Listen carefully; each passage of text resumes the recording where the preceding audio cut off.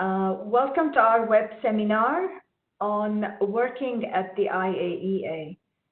Today, we will give you an overview of the IAEA and its employment opportunities. We expect around 150 participants in the next 3 days. The IAEA is an exciting place to work. It offers challenging assignments in a multicultural professional environment. It also offers a unique opportunity to make a difference in global peace, security, and development.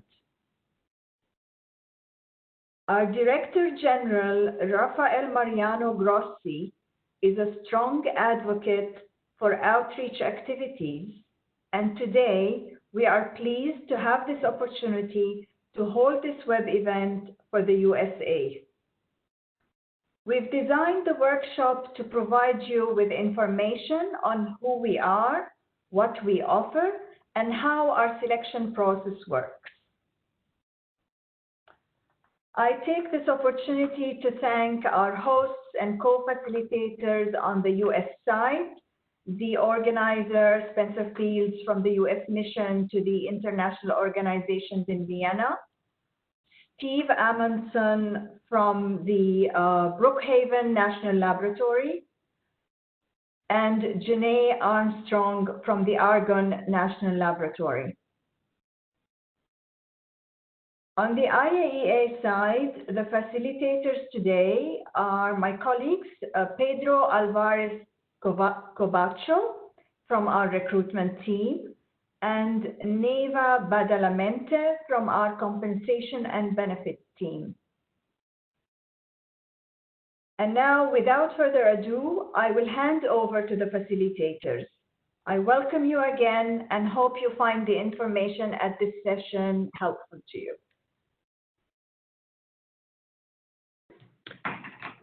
Hello, everyone. This is Pedro speaking. I will start with the presentation per se. I'm honored to have this opportunity to present in front of you this first day of the recruitment workshop. First, before we start with the content itself, I would like to run you through a few expectations. About the webinar itself, so this web event. So please, as you can see on the right-hand side of your screen, there is at the bottom, there is a question and answer function. So if you need to submit, or at the time when we ask you to submit any questions, you can actually use this functionality to submit the questions. So we also have a very large audience. We're expecting a large number of participants in this web event. So please remain muted all the time so that we can actually avoid any interruptions, and it's actually pleasant for everyone to follow. Also, it would be advisable that you use a headset for optimal audio. And also remind you that the workshop will be recorded and will be made available to all of you. Also, at the end of the session, after the completion of this session, there will be a survey that will be sent to all of you so that you can actually provide feedback to us on the content of how the presentation has been carried out. Your input is really very important for us because this is the first time we're carrying out these kind of presentations or these workshops over the web. It's very important that you provide any ideas, you share any ideas to us, with us in terms of how we can improve the presentation. So maybe we can move to the agenda. So today we will be giving you an overview of the International Atomic Energy Agency, and then we will actually cover the conditions of employment, the benefits and entitlements, and finally we will allow you to ask any questions, and we will answer that to the best of our capacity. So let's move now to give you an overview of the IAEA. So, as you know, or as you probably know, the International Atomic Energy Agency is widely known as the world's Atoms for Peace and Development organization within the United Nations family. So the IAEA is an international center for cooperation in the nuclear field. The agency works with its member states and multiple partners worldwide to promote the safe, secure, and peaceful use of nuclear technology. As a related organization to the United Nations, we share certain characteristics with the UN. For example, we're part of the UN Common System of Salaries, Allowance, and Benefits. We make direct contributions to 9 out of the 17 Sustainable Development Goals through nuclear science and technology.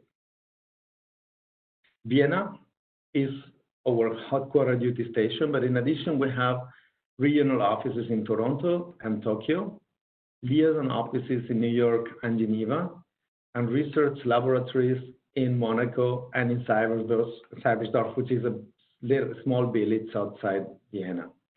The vast majority of our staff are located in our headquarters in Vienna.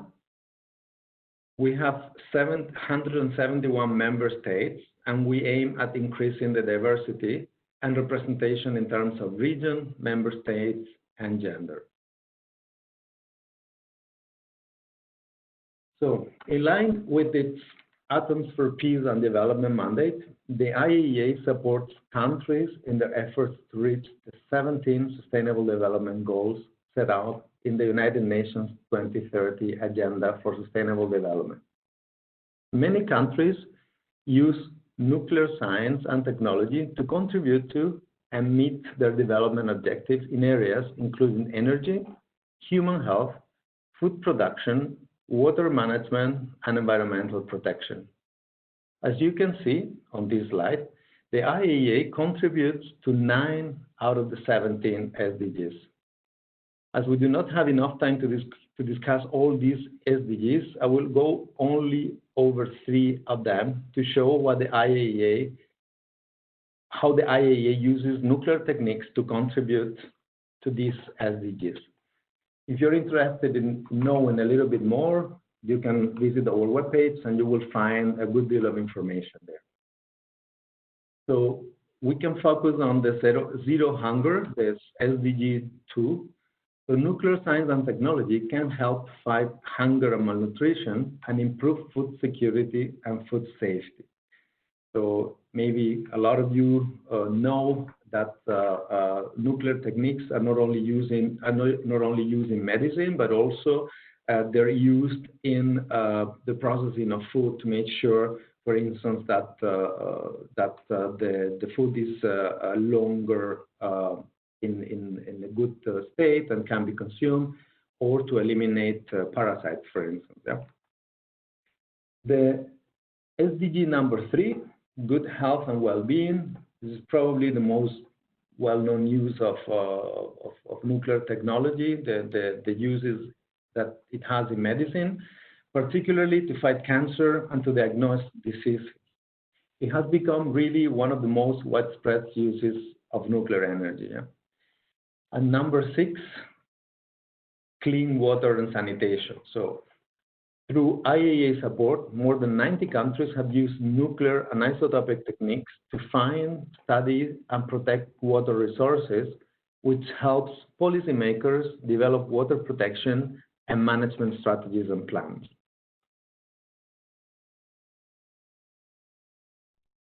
So the IAEA offers very challenging assignments in a very stimulating multicultural workplace. As international civil servants, staff members engage with current, meaningful issues of global peace, security, and development. Set up in 1957 as the World Center for Cooperation in the Nuclear Field, the agency works with its member states and multiple partners worldwide to promote safe, secure, and peaceful use of nuclear technology. So the IAEA has, as you can see on the slide, 6 main departments. So the Department of Management, which is the platform of services that enables IAEA to successfully deliver its scientific and technical programs. the Department of Technical Cooperation, which is responsible for formulating and delivering the IAEA's development mandate, the Department of Energy, which fosters sustainable nuclear energy development by supporting existing and new nuclear programs around the world. Then the Department of Nuclear Science and Applications, which covers a broad range of socio-economic sectors from health, food, agriculture, the environment, water resources, and industry, for instance. The Department of Nuclear Safety and Security, which aims at providing a strong, sustainable, and visible global nuclear safety and security framework. And finally, the Department of Safeguards, which is one of the most known departments at the agency, which carries out the IAEA's duties and responsibilities as the world's nuclear inspectorate. We do this by supporting global efforts to stop the spread of nuclear weapons. In addition to these 6 departments, there are 5 offices which are reporting directly to the IAEA Director General. So these offices are the Office for Coordination, the Secretariat of the Policymaking Organs, the Office of Internal Oversight Services, the Office of Legal Affairs, and the Office of Public Information and Communication. As we mentioned before, the IAEA offers challenging assignments in a stimulating multicultural workplace. As an international civil servant, staff members engage with current, meaningful issues of global peace, security, and development. So based on what you have heard so far, you can imagine that we offer not only diverse professional opportunities in scientific and technical areas related to the nuclear field, but also a wide range of areas which we will look into today. In addition to scientific and technical areas related to nuclear fields, we need staff members also in technical cooperation with a strong project management background, human resources, finance, management, information technology, publications, procurement, and other areas. So let's move to the next slide and have a look, an overview at who we are. So as I said before, the vast majority of our staff are located in our headquarters in Vienna. So we have 171 member states, again, and we aim at increasing this diversity of representation in terms of region, member states, and especially also gender. The IAEA has taken steps to increase the representation of women participants at conferences, seminars, and workshops, and to promote the involvement of women scientists in coordination with, sorry about that, of women scientists in coordinated research and technical cooperation projects. Currently, at the professional level, 31% of our staff are female, and at the general service level, 61 are female. So now let's talk about women at IAEA. We will now show you a video. So we have tested this video, and normally you should see it appearing in your screens only if you have downloaded the WebEx application. If you have not downloaded the WebEx application, you can also access this video by clicking on the link that will be sent to you over the chat functionality.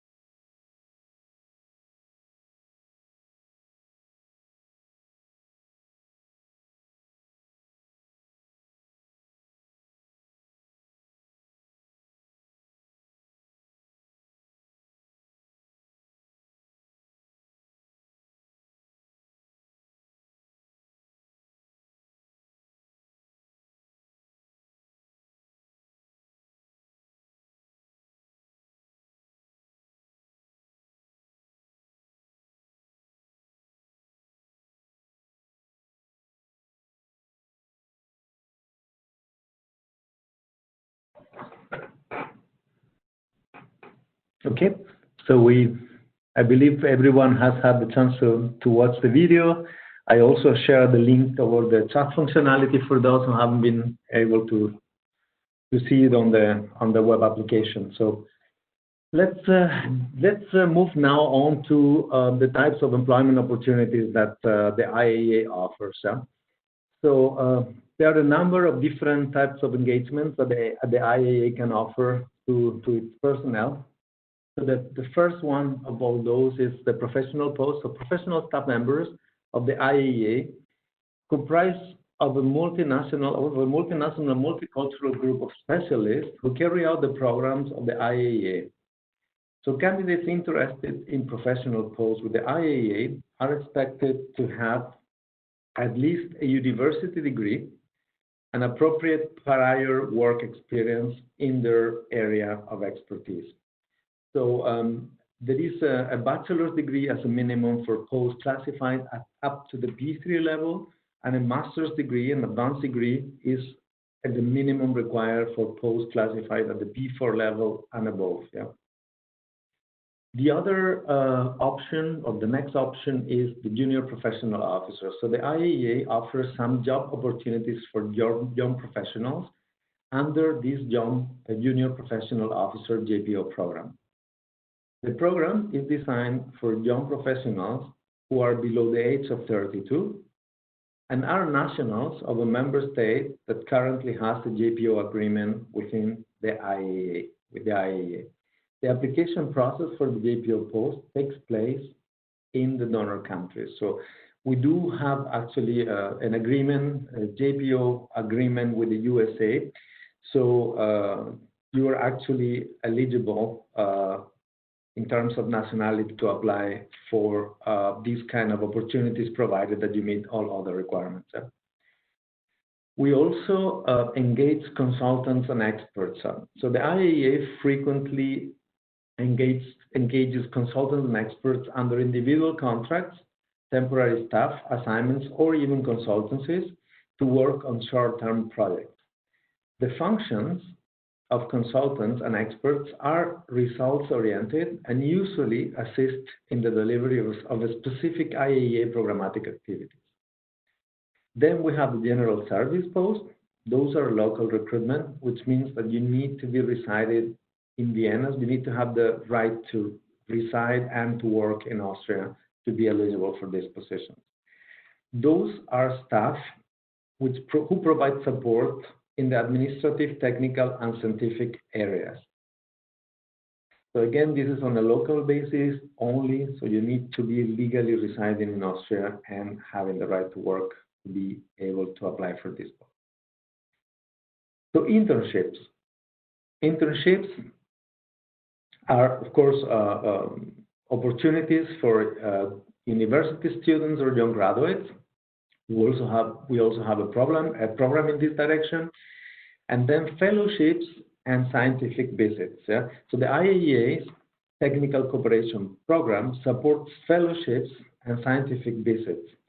Fellowships and scientific visits are only awarded as part of ongoing technical cooperation projects approved by the Board of Governors. Candidates must be nominated by the official channels established by the respective countries of origin.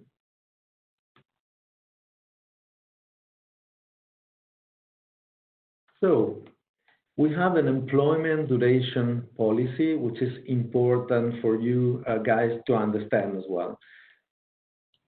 So now my colleague Rula is going to be covering this. Thank you, Pedro. You've heard from Pedro the types of employment that the IAEA has and offers. I'll explain a little bit more about the way we handle professional posts, where the IAEA has a policy of rotation. We generally limit the individual's tour of service to 7 years, the maximum duration. So we don't offer permanent appointments in the professional category.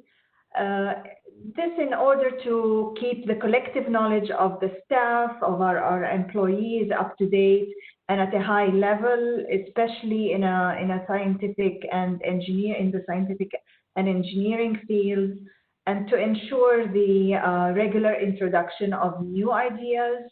Appointments on regular fixed-term positions are limited. We start with a duration of the initial duration of 3 years, and then, of course, based on the programmatic needs, continued programmatic needs, the work performance of the individual, and the availability of funding resources, we offer 2-year extensions up to a maximum of 7 years.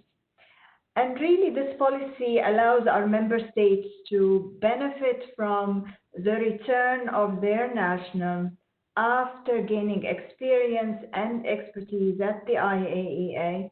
And it also allows the organization to have a continuous influx of fresh knowledge and experience at all levels. This increase in international capacity is also of benefit to staff members who get an opportunity to be part of a dynamic team facing different challenges in our organization.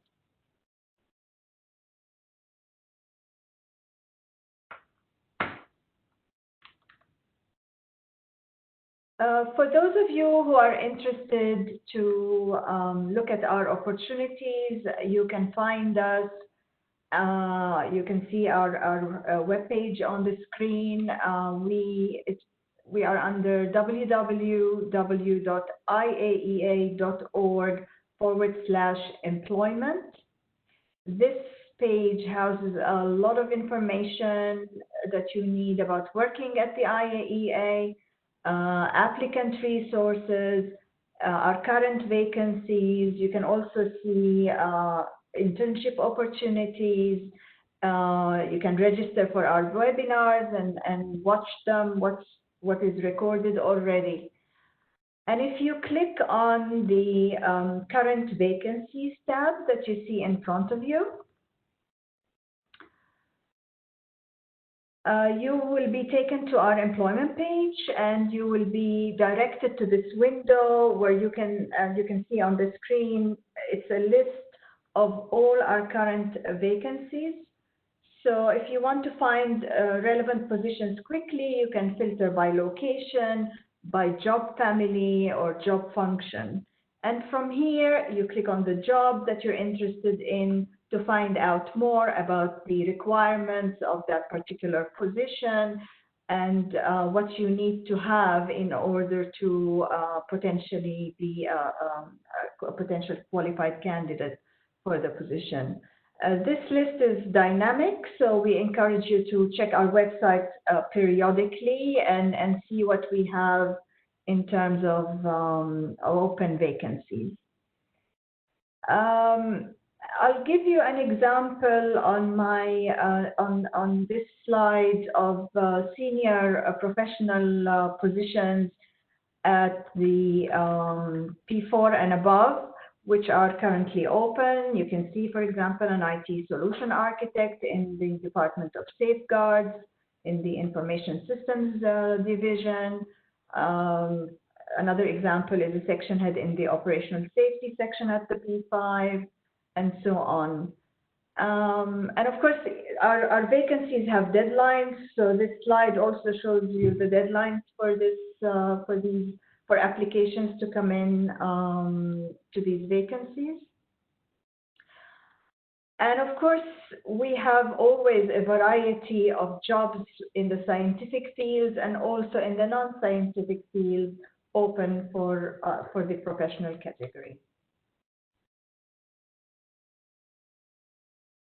Now what you see is the active vacancies at the P2, P3 level. So all our job openings, our listings, such as the application security engineer, IT systems engineer, legal officer. These are open vacancies that some of them close on the 23rd of July, so very close, and some later in August. which you can apply to if you wish. I will hand back to Pedro now to walk you through the living in Vienna experience. Thank you, Rula. Yes, now we'll watch a video. It's just to show you a little bit about how is it like to live in Vienna. So I will also share the link with you in the chat functionality for those who have not installed the web application.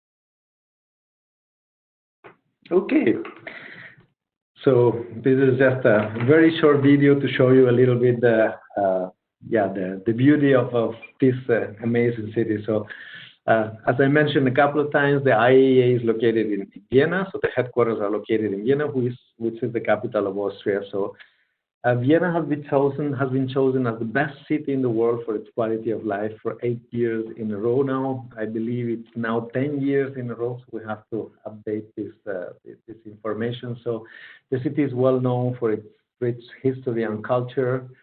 But did you know that Vienna is also the only capital in the world that produces its own high-quality wine in the hills surrounding the city? So the city turns into a lovely winter wonderland during Christmas time with a large range of Christmas markets spread out over the city. The city is very livable for many, many reasons. We have an amazing public transportation system, which is very convenient and affordable.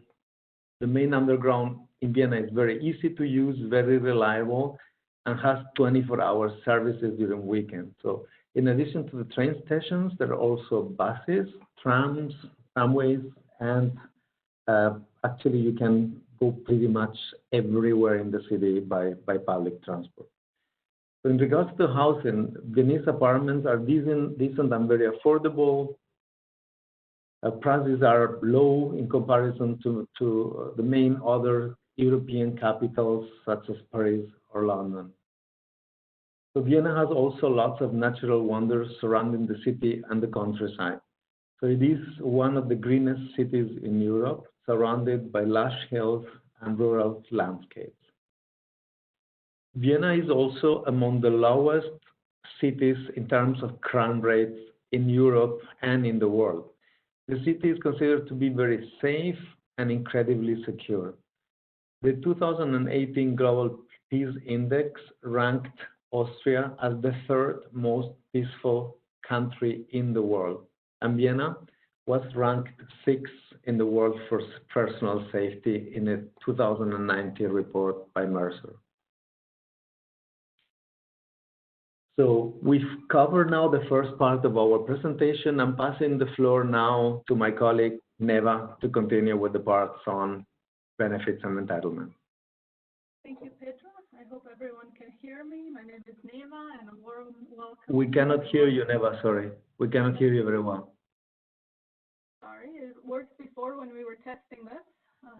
I don't know if anyone has the same problem, but I can barely hear you. The volume needs to go up. Okay, my volume is up. Is this better now? It's a little bit better now, a little bit better. Okay. I will try to also speak loudly. Thank you. Laura, so if we can move on to the next slide. So what I will take you through is some benefits and entitlements that are applicable to your employment with the agency. And I'll start with welcoming you to Vienna. And as Pedro mentioned earlier, because Vienna is the headquarter and majority of the positions are located in Vienna, we will focus on this duty station. So in the frame of your relocation to Vienna, the IAEA offers several entitlements subject to your eligibility. First, a travel lump sum equivalent to 65% of the lowest full economy fare from place of recruitment to Vienna will be offered to the staff member and to each family member relocating to Vienna with you. The amount will be dependent on the age of the child. This entitlement is payable upon presentation of the boarding pass on entry of duty, therefore not in advance. In addition to that, a removal or storage entitlement is proposed depending on the length of the contract.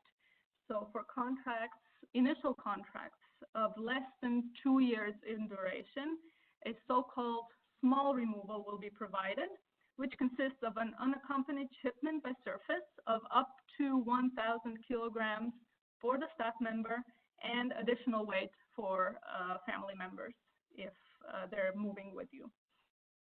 For contracts of initial durations of 2 years or more, a so-called full removal is provided, consisting of 4,890 kilograms for a staff member without a spouse or a dependent child, or 8,150 kilograms for a staff member with a spouse or at least one dependent child. In addition to that, upon arrival at the duty station, a settling in grant will be paid to the staff member. The settling grant amounts to 30 days of full daily subsistence allowance, or a DSA as we call it. This DSA currently amounts to 261 euros per day. In addition to the 30 days for the staff, 15-day DSA is payable for spouse and each dependent child. In addition to that, 1 month net base salary also is paid as part of this settling in grant. Should we move on, Laura? So for staff members in the professional and higher categories, the remuneration consists of 2 parts. The net base salary as part 1 and a variable post adjustment. Both of those elements are determined by the UN International Civil Service Commission, and these are public and published on their website. The net base salary of each grade and step is the same for all UN officials. For example, all staff members at grade P4 step 1 receive the same net base salary all over the world. However, the post adjustment, which varies according to the cost of living at each duty stations, is then paid as the second component of the remuneration. It is updated monthly, the post adjustment, to take into account inflation and exchange rate fluctuations. So as mentioned, this part is added to to net base salary to ensure that the salaries of staff members at all duty stations have the same purchasing powers. The good news is that this remuneration is tax-free. This, however, for you as a U.S. citizen, does not mean that taxes don't need to be filed. Rather, if a tax is payable to the income received from the agency, it can be claimed for a reimbursement. There are a number of additional family-friendly benefits that we offer. You can see the listing on there. We will look at each of these in details in the next slide. And we should just move on straight to the rental subsidy. So the rental subsidy is a reimbursement of part of your monthly rent and applicable from the 30th day of your stay in Vienna. Why the 30th day? Because for the first 30 days, the settling in grant was paid. The rental subsidy is thereafter payable for the first 7 years at the duty station. The calculation of the rental subsidy is somewhat complicated.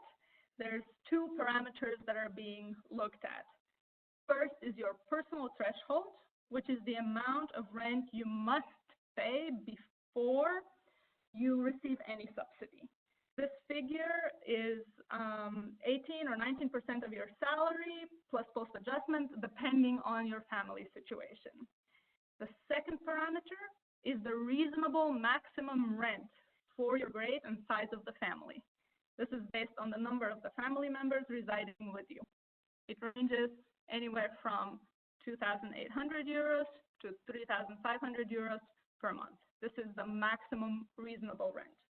The rental subsidy, which is then payable to you, is a percentage which starts at 80% for the first 4 years and decreases to 60, 40, and then to 20% for the 7th year. The subsidy for the agent fee is also reimbursed once during your appointment. The IAEA also offers different types of dependency benefits.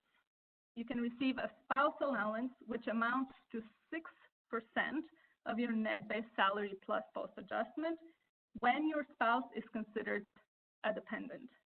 To be considered as a dependent, your spouse must be either unemployed or earn under the yearly gross income limit, which for 2020 was 39,038 euros at the station. So this is for Austria.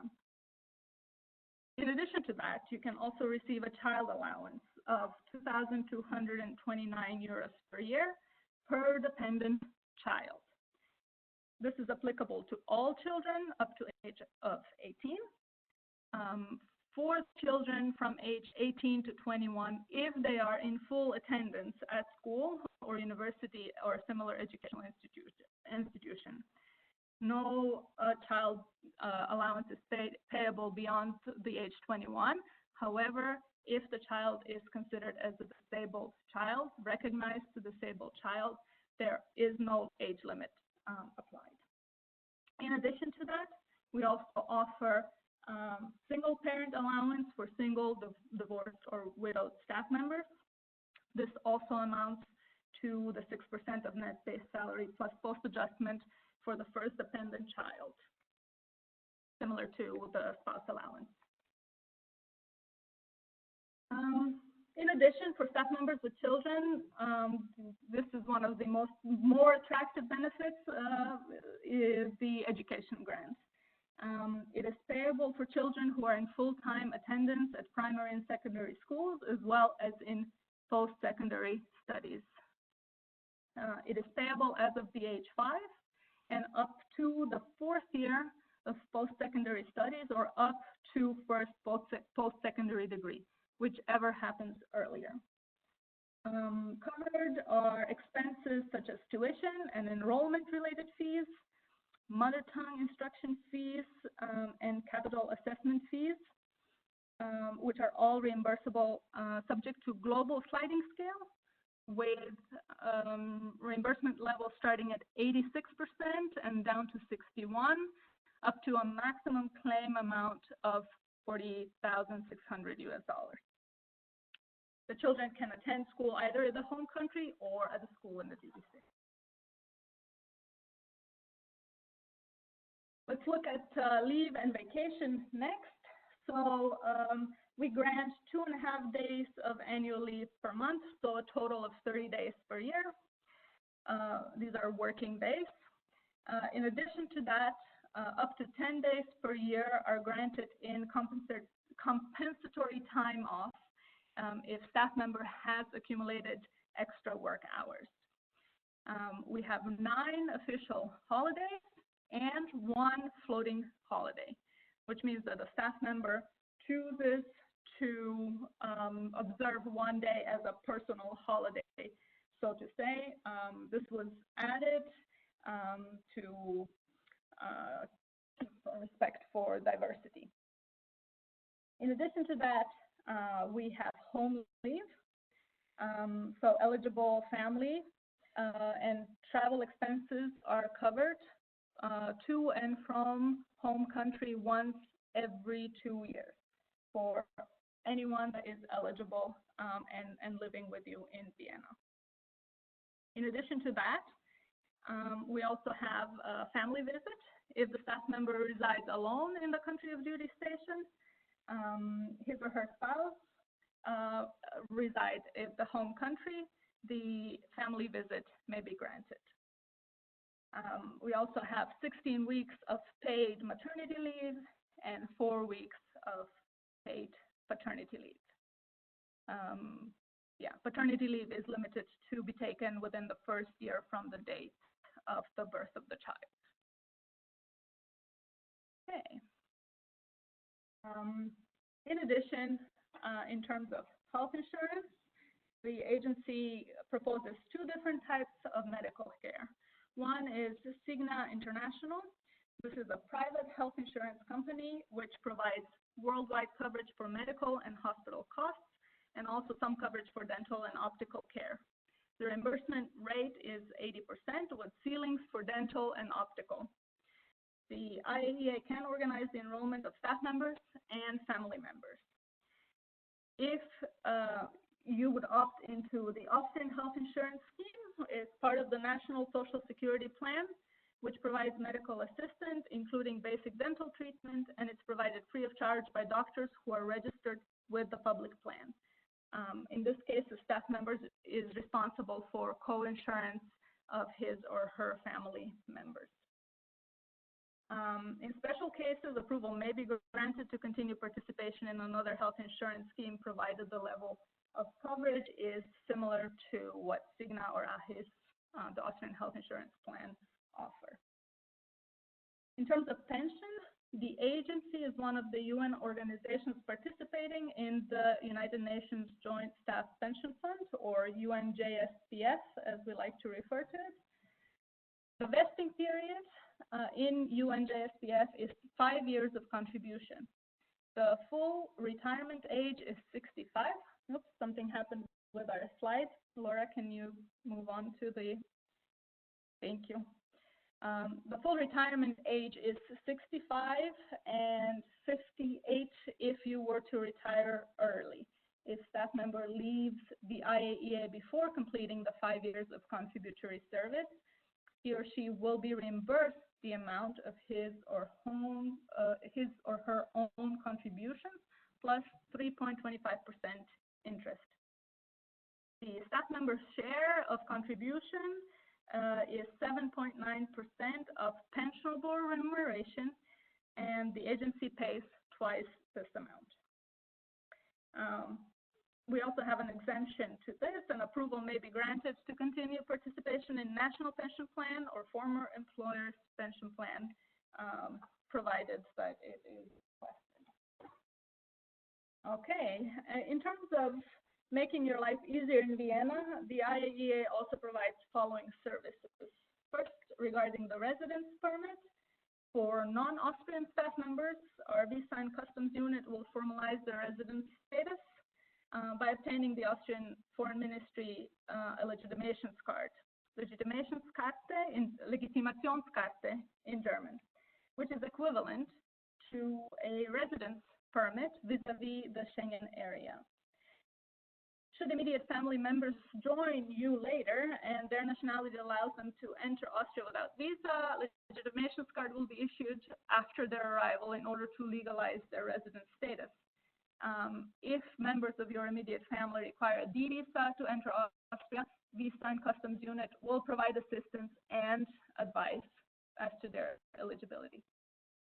Another useful service at the IAEA is housing service, which can assist with finding accommodation in Vienna.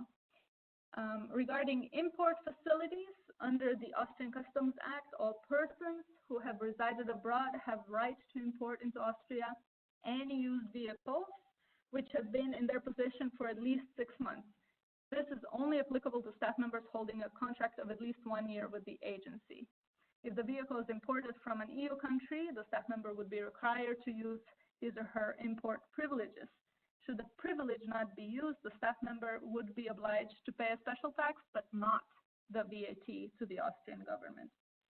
Officials also have the right to import 1 new vehicle every 4 years for personal use, free of duty or other levies. Officials having a diplomatic status, which is for staff at P5 level and above, are entitled to import 2 new vehicles every 2 years for personal use, free of duty and other levies. In addition, they enjoy the same privileges as members of diplomatic missions accredited to Austria. In terms of going back to your home country, at the end of your contract with the IAEA, you may become entitled to repatriation travel, which is again 65% lump sum of the lowest economy, full economy one-way travel, and this is payable to you and your eligible family members.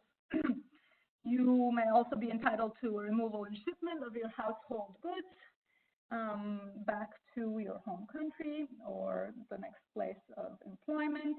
The specific way of removal they're entitled to depends on your specific family situation. Repatriation grant is also payable depending on the years of service at the IAEA and the personal status. To be eligible for the repatriation grant, the staff should have completed at least 5 years of continuous service away from the home country. The grant will vary depending on the family situation. So for a staff member with spouse or dependent child, it will be anywhere between 14 to 28 weeks of separation pay. And for a staff member without a spouse or dependent child, anywhere between 8 and 16 weeks of pay. After service, health insurance is a possibility. Coverage is available as a continuation of the same medical insurance plan in which you were insured during your service with the IAEA. For staff members who separate at age 55 or after and are entitled to retirement benefits, are eligible for participation provided that they have participated in the health insurance plan for a minimum of 5 years. And if you wish to insure a spouse or a child at the time when you're leaving, they needed to have participated in the plan at least 2 years before leaving the IAEA. I think with that, I have covered the basic benefits and entitlements, and we will move to the Q&A. Pedro, do you want to give? Thank you, Neva. Yes. So as I said at the beginning, guys, you're welcome to ask us any questions about the presentation. If there are any questions or any kind of comments, you can then, we have received already some. You can use this Q&A functionality. So we have 2 questions here. Just a second, I'm going to try to expand this. So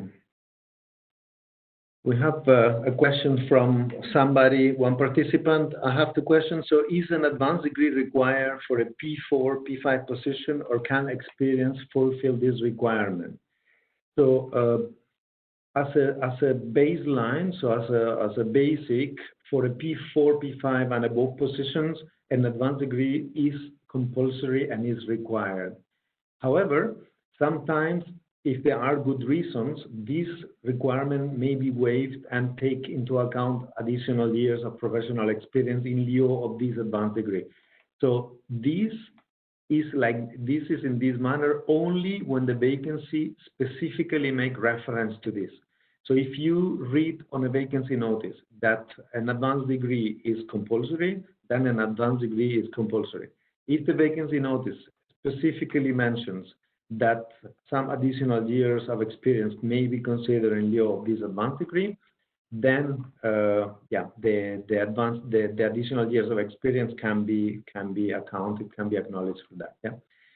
So is it possible to be considered under 2 or more positions at the same time? So yes, it is. So there are no limits in regards to the positions you can apply to. So if you feel you meet the minimum requirements for more than one opening, and of course you are interested in the positions advertised, you are welcome to apply for more than one vacancy. So we have another question. In the previous, in one of the previous slides, you mentioned relocating. Does IAEA provide any assistance with the spouse to find employment, or provide any assistance with providing options for the spouse? So I can answer that. We do not have an spousal employment policy into place.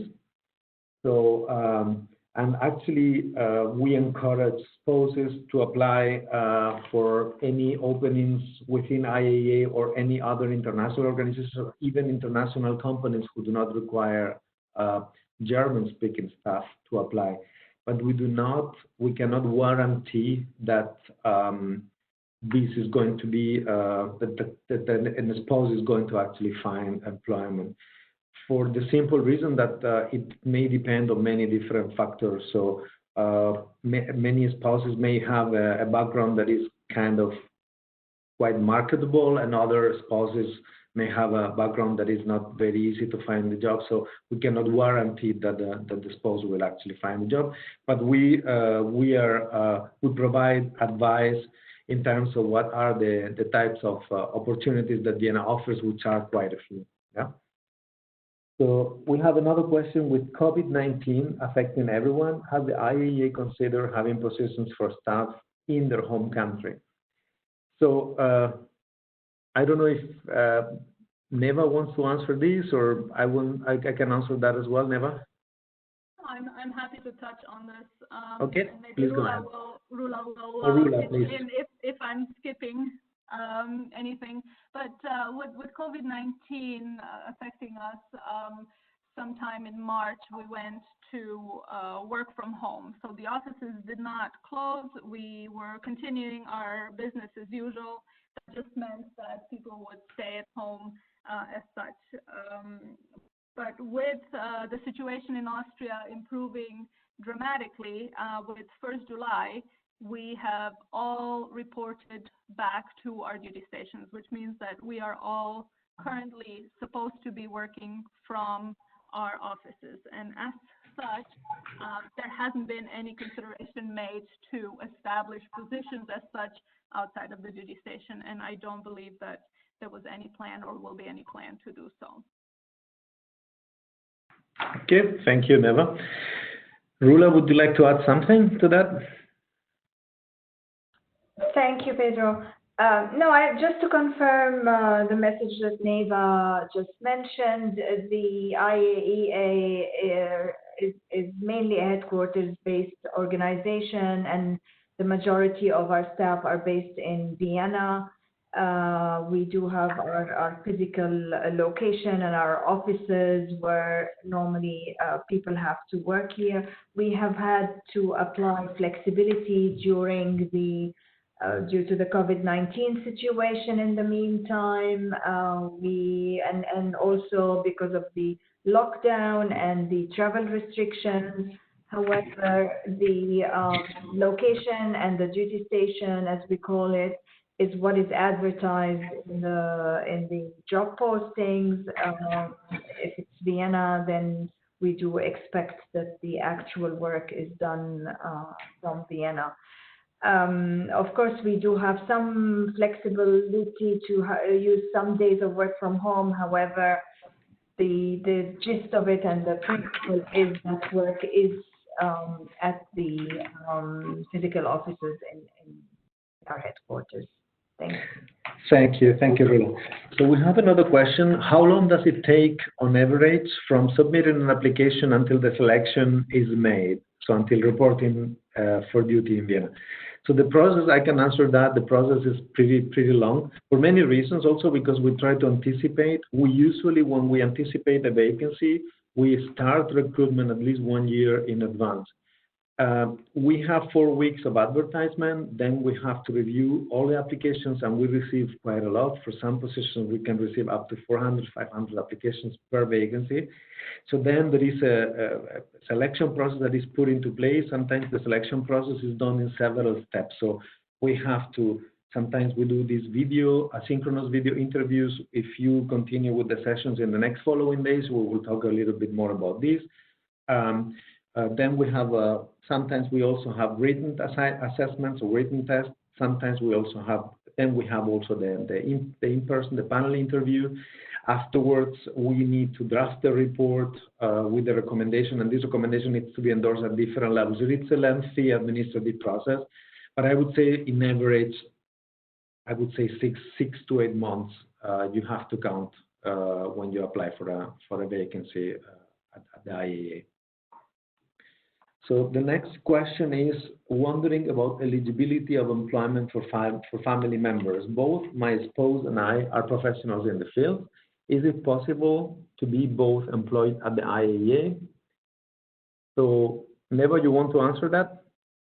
Yes, and the answer is yes. The answer is very simple. Is yes. Simple, the only limitation that we have is that you cannot be in the same reporting line, which means is that you cannot be reporting to your wife or to your husband, or have a spouse be in the reporting line several steps above you. That's the only limitation there. But other than that, you are both able to work for the Yes. Thank you. I'm sorry, Pedro. The benefits and entitlements are then a little bit different, and we look at that adjustment in terms of who is eligible for what. But in principle, the answer is yes. Perfect. Thank you. So what you're not eligible for employment if your father, mother, or sibling is already employed at the agency. So that's answering also one of the other questions that we received. Yeah. So if your sibling is employed at the IAEA, then you're not eligible for employment. If you're one of your parents at the IAEA, you're also not eligible for the agency, or your son or daughter. So we have another question. Moving can be complex. Will the agency assist with finding, negotiating appropriate housing within the allowed cost? So I moved to Vienna couple of years ago, and the agency has a portal for housing, for assistance with housing. I must say it can be complex, but Vienna is a pretty metropolitan city. I believe you can get by with English pretty much everywhere, with a few exceptions. The rules for housing here are very strict and it's very protocolar, and there is a procedure that you have to follow. But in general terms, the IAEA housing service is usually providing some support in this direction, and it shouldn't be a big issue to find accommodation within the limits of the salary. Okay. So we have another question. The compensation method is very different from U.S. employers. How do most professional appointees feel that their compensation compares? I don't know if Neva probably is in a better position to answer this question. I'm not sure that I am, to be honest. I think that's more a question for other professional appointees. But what I would like to point out is that, you know, the standard of living and the cost of living may be very different depending on where in the U.S. you are and in Vienna. But what I can say for sure and with certainty is that our salaries in Vienna are very, very competitive.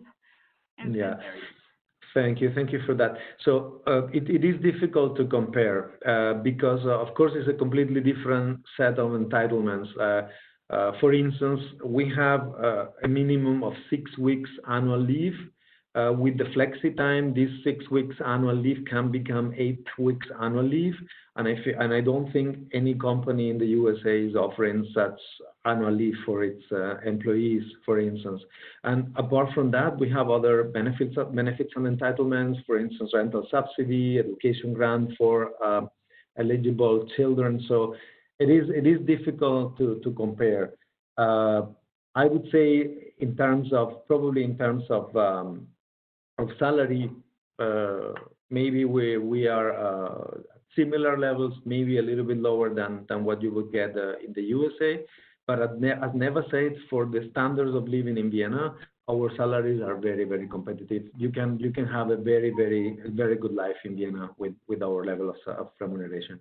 If I may, just to say that Neva mentioned that the salary of professional staff consists of 2 parts, the net base salary and the post-adjustment multiplier that is added to that.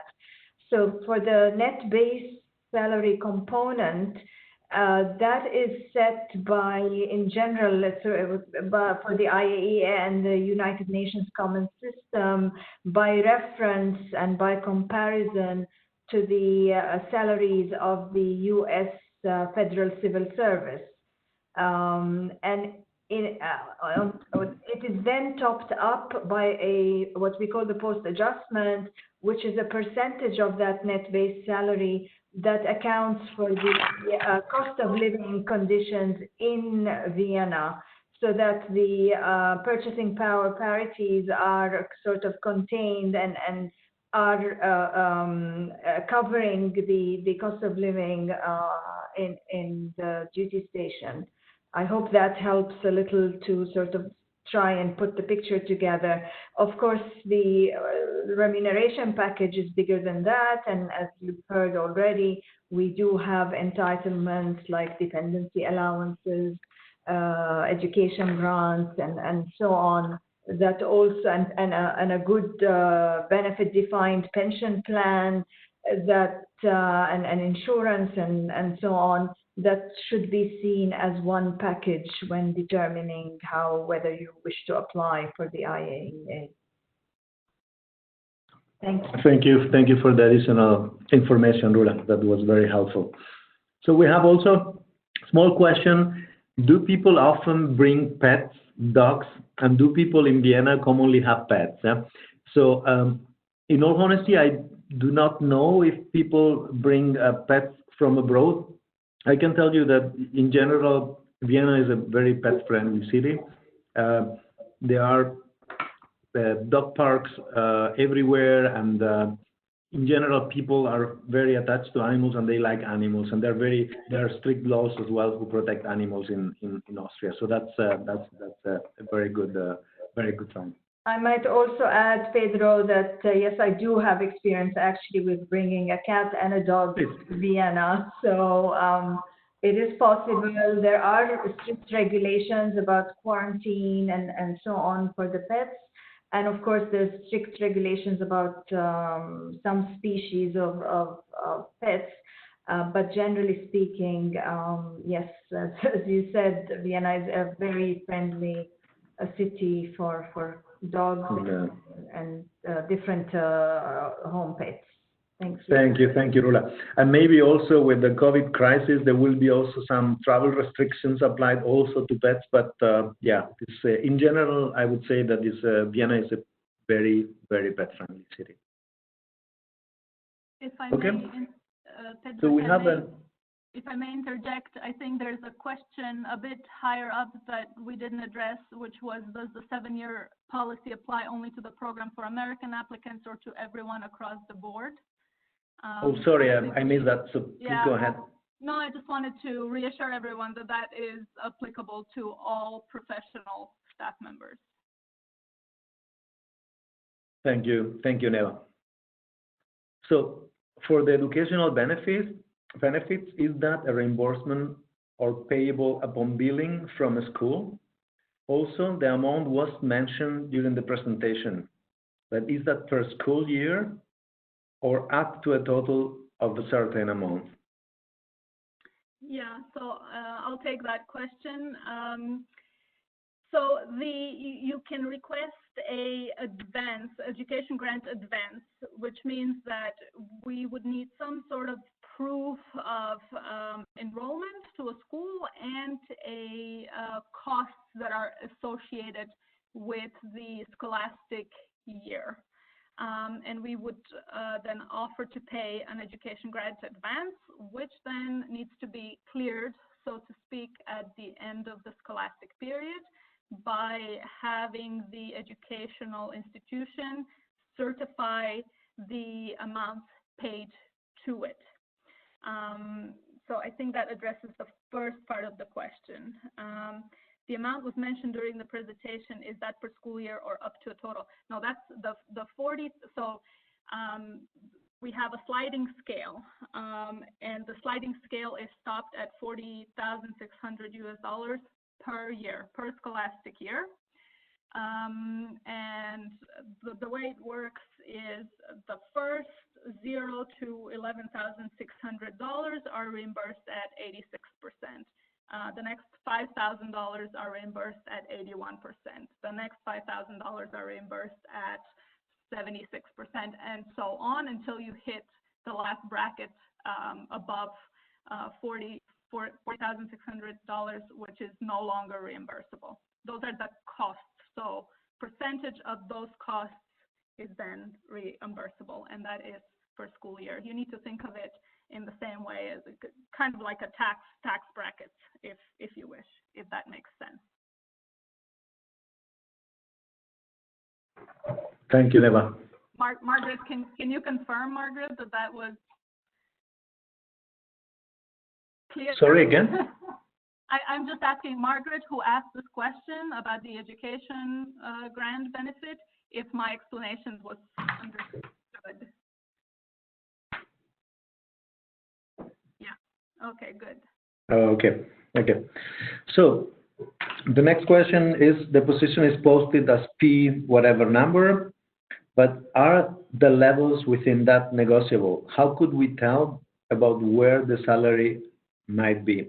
So the levels are not negotiable. So if a position is advertised as a P3, you would receive a contract at the P3 level. You will not receive a contract at the P2 or at the P4. However, we have what we call a step system, which is a scale to acknowledge previous relevant professional experience. Depending on this previous relevant professional experience, in addition to the minimum required by the vacancy, this assigned step on appointment may be revised upon the candidate's request. So this is the room for negotiation for, let's say, the salary levels, but let's say the grade P3, P4 it's not negotiable. So we have another question. Because of the long recruitment time and temporary nature of the post, do any work agreements exist to work with U.S. national laboratories for co-work or other arrangements for a smooth transition to and from the IAEA assignment? So I don't know if Neva or Rula, would you like to take on this, or I can also cover? I'm sorry. Would you please repeat the question? May I? Yeah. It says, because of the long recruitment time and the temporary nature of the post, do any work agreements exist to work with U.S. national laboratories for co-work or other arrangements for a smooth transition to and from the IAEA assignment? I'm not aware of any such agreements at the moment. So I think I don't have much more to say about that. If I understood, this is like if I understood the question correctly, it refers to sort of umbrella agreements to do work together. So I'm really not aware. There may be some partnership agreements between the technical departments and the labs to cooperation to do work cooperatively. But I'm not aware of any. Thank you, Rula. If I understand the question correctly as well, maybe we can mention there is this cost-free expert program that we could mention here. Yes, I can. We do have our member states sometimes agree to provide us and fund specific experts in certain fields, and they provide us with what we call cost-free experts, where these staff or these employees would have a contract with the IAEA, but they are fully funded. We pay them based on our compensation package. However, the funding for these positions comes from the member states, and the U.S. is one of our member states that has and continues to contribute in that form. Some of these, a lot of these cost-free experts come from the labs.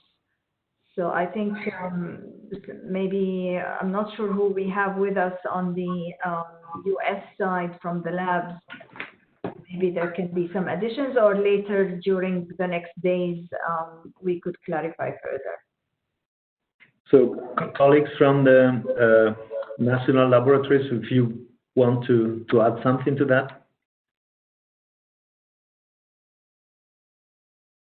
No? Okay, so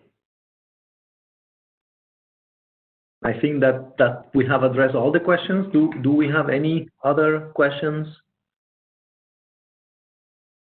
Oh, let me see. No? Okay, then thank you very much, everyone, for attending this day one workshop session.